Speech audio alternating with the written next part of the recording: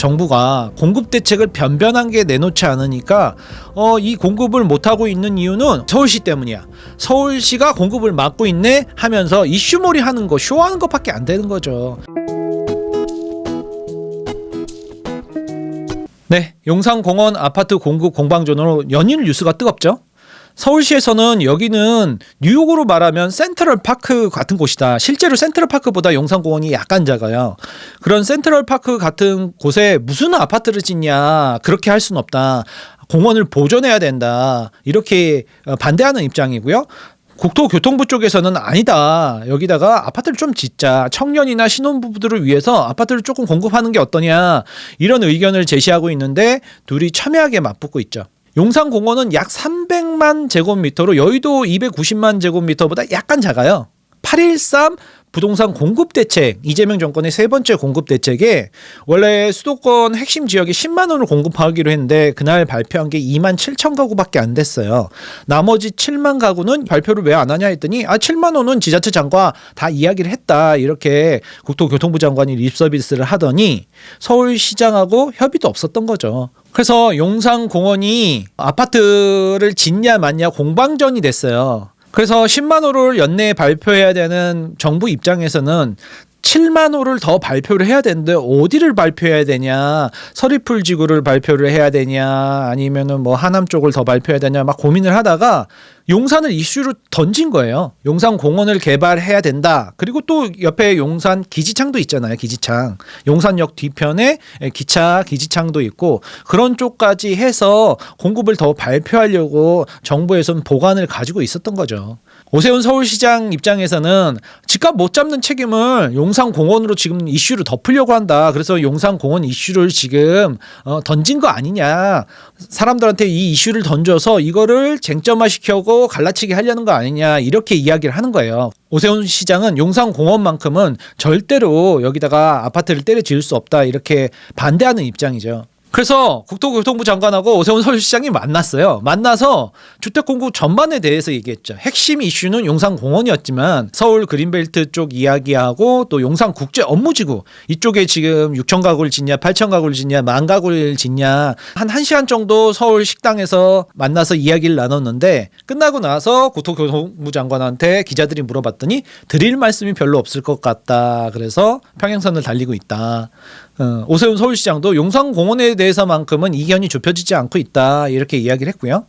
또 국토교통부 장관은 용산공원 부지가 보존돼야 되는 거는 알겠다. 대원칙엔 동의를 한다. 일부분만 녹지가 좀 훼손되고 그런 곳을 제한적으로 활용할 수 있지 않냐. 한 4분의 1, 6분의 1 정도만 임대아파트 이렇게 공급해갖고 지금 서울에 그렇잖아도 주택 문제로 공급 문제로 힘든데 이렇게 공급을 하는 게 어떻겠냐 했더니 오세훈 시장은 안 된다.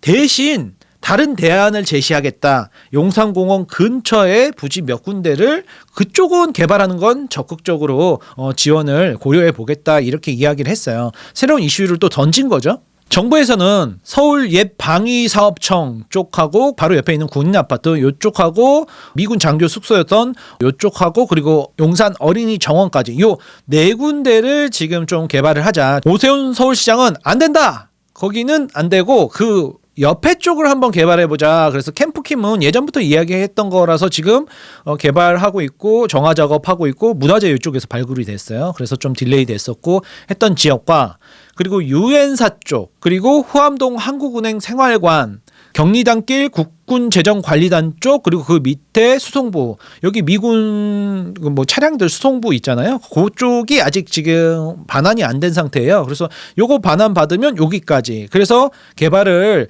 요쪽 그 외곽 쪽으로 좀 하는 거는 적극적으로 지원을 해주겠다 이렇게 이야기했던 거예요. 근데 지금 인터넷에선 이 짤이 많이 돌고 있죠. 세계가 찾는 국중박, 국립중앙박물관, 용산공원 아래쪽에 있죠. 여기서 남산하고 남산타워가 정면으로 이렇게 쫙 보이거든요.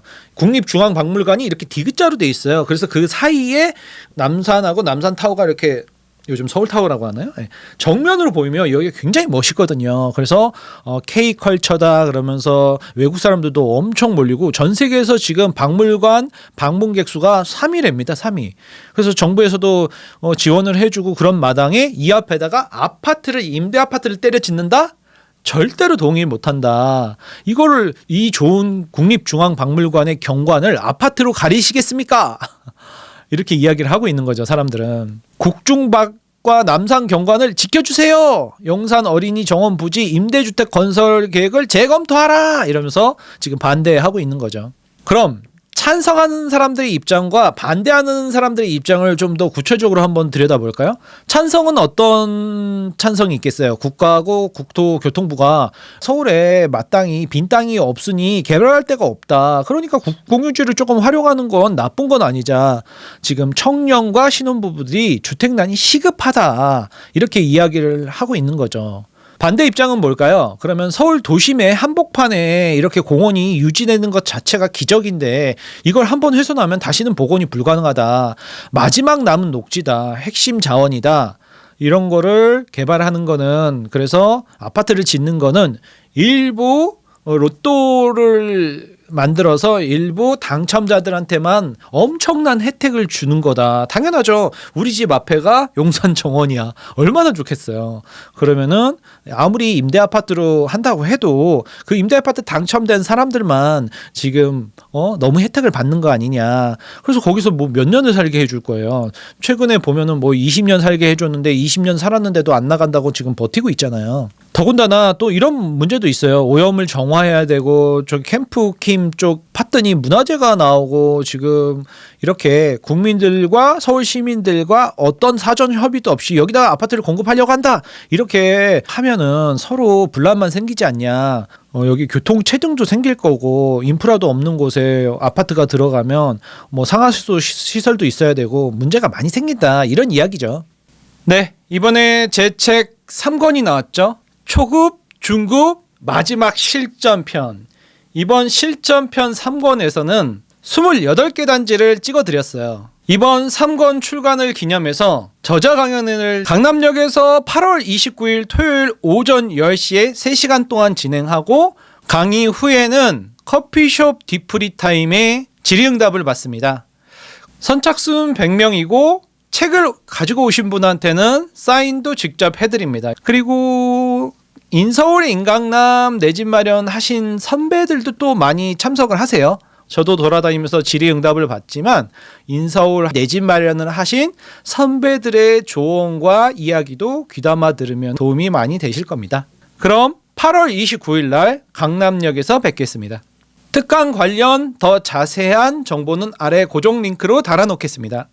용산공원은 가슴 아픈 땅이에요. 왜냐하면은 병자호란 때, 임진왜란 때 청나라 군대하고 일본 왜군이 여기서 주둔을 했었고, 일제시대 때는 일본군이 또 주둔을 했었고, 미 군정으로 들어오면서 미군들이 주둔을 하기 시작했죠.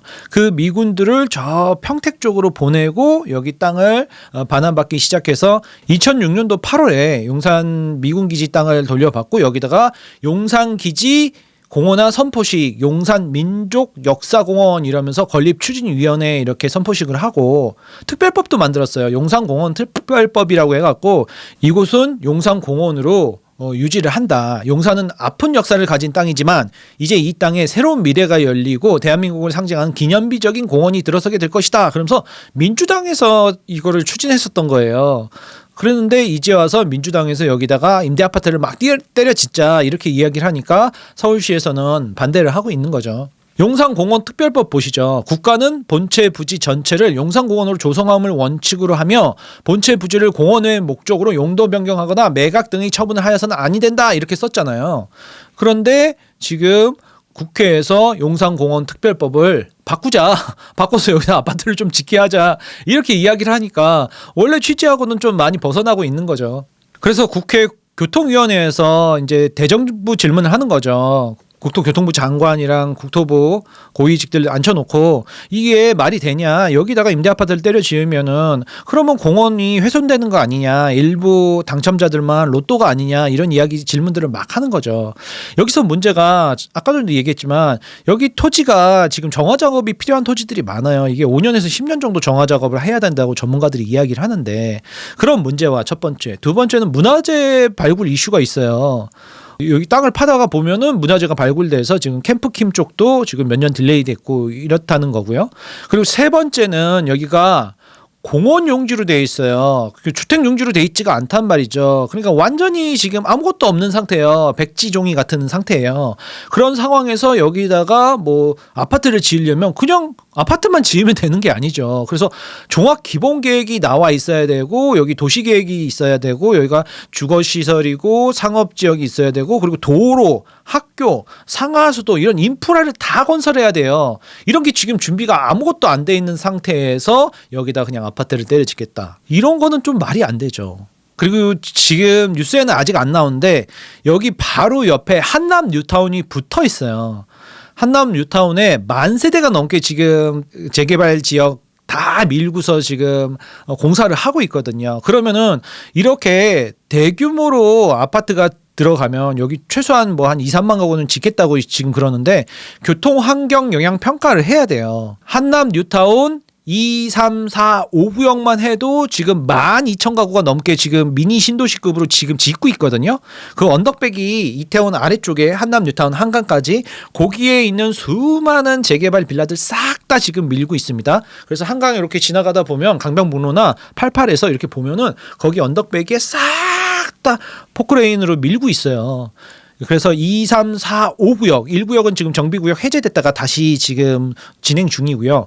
2, 3, 4, 5구역만 해도 지금 12,000가구가 공급이 지금 진행 중인데 여기에 더해서 이 옆에 용산공원에다가 2, 3만 가구를 때려짓는다. 그러면은 교통 환경 영향 평가까지 해버려야 돼요. 그러면 되게 시간이 오래 걸린단 말이에요. 여기 보세요. 지도로 보면 한남 뉴타운이 여기 용산공원하고 바로 붙어 있잖아요. 여기 도로 하나 사이를 두고 있어요.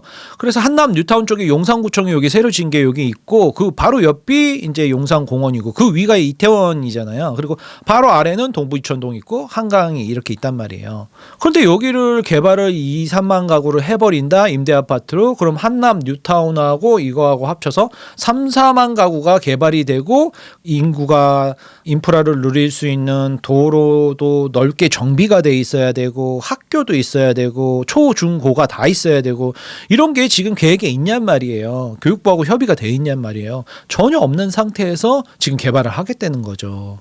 그래서 결국 이번 용산에다가 아파트를 짓겠다는 정부의 말은 작년부터 시작된 1년 넘게 정부가 공급 대책을 변변하게 내놓지 않으니까 이 공급을 못하고 있는 이유는 서울시 때문이야. 서울시가 공급을 막고 있네 하면서 이슈몰이 하는 거, 쇼하는 것밖에 안 되는 거죠. 작년에 9.7 공급 대책 때 정권 들어와서 3개월 만에 발표한 게 뭐였어요? 기억하시는 분들 하나도 없죠. 왜요? 진행이 안 되니까요. 135만 호 착공을 이번 정권 안에 하겠다. 그러면서 립서비스 했고요. 두 번째, 올해 1월 29일 날 129 공급 대책이라고 해서 두 번째 공급 대책을 했는데 32,000호를 서울에다가 짓겠다. 서울 수도권 핵심 지역에다 짓겠다 했는데 용산 기지창과 태릉 CC 그리고 과천 경마장 뭐 다 얘기 나왔던데요. 여기다가 뭐 3만 호를 짓겠다. 그냥 재탕이죠, 재탕. 그리고 이번에 발표한 10만 호. 10만 호 중에 27,000호만 발표를 하고 나머지 7만 호는 연내에 발표하겠다. 이렇게 이야기를 해놓고선 이제 용산공원을 던져버린 거죠. 그래서 여기 공급을 하려고 우리는 하려고 했는데 서울시에서 막았다. 이러면서 이슈몰이 하는 거죠. 그래서 면피행위예요, 면피행위. 그래서 비겁한 거죠. 자기가 공급을 제대로 안 해놓고서 이렇게 하는 거죠. 서울시에서는 지금 재개발 재건축을 해달라 이렇게 이야기를 하는 거잖아요. 하지만 그건 안 돼 이렇게 막으면서 이렇게 빈 땅에다가 이렇게 공원 자리에다가 아파트를 지을래? 서울시에서 반대해? 그래서 못 지었어 이러면서 공급을 못한 이유, 변명, 알리바이를 만드는 거죠. 그래서 연내 7만 호 발표 못했다 이러면서 공급을 계속 딜레이 시키고 있는 거죠. 서울 아파트 신규 공급이 역대 최소입니다. 계속 말씀드렸죠. 그래서 이 그래프 이제 지겹도록 보셨죠. 그래서 공급이 없는 상태에서 정부에서는 공급을 할 의지조차 없고 이렇게 서울시한테 핑계대고 이렇게 면피 행위만 하고 있는 중입니다. 그래서 여러분들은 정신 차리시고 내 집 마련을 계획하시는 분들은 빠르게 내 집 마련을 하시는 게 이번 정권에서 살아남는 길인 것 같습니다. 그럼 어디에 싼 아파트가 있어요? 어디를 사요? 이렇게 여쭤보시는 분들이 있는데요. 책에 다 넣어놨습니다. 그래서 요번에 신간 나왔죠. 세 번째 책 소쿨의 구축 명품 아파트 내 집 마련 요 책에다가 1억을 가지고 살 수 있는 아파트들, 3억을 가지고 살 수 있는 아파트들, 6억, 9억을 갖고 있는 살 수 있는 아파트들을 다 넣어놨으니까요. 참고하시고 공부를 하셔서 내 집 마련을 하시기 바랍니다. 여기까지 하겠습니다.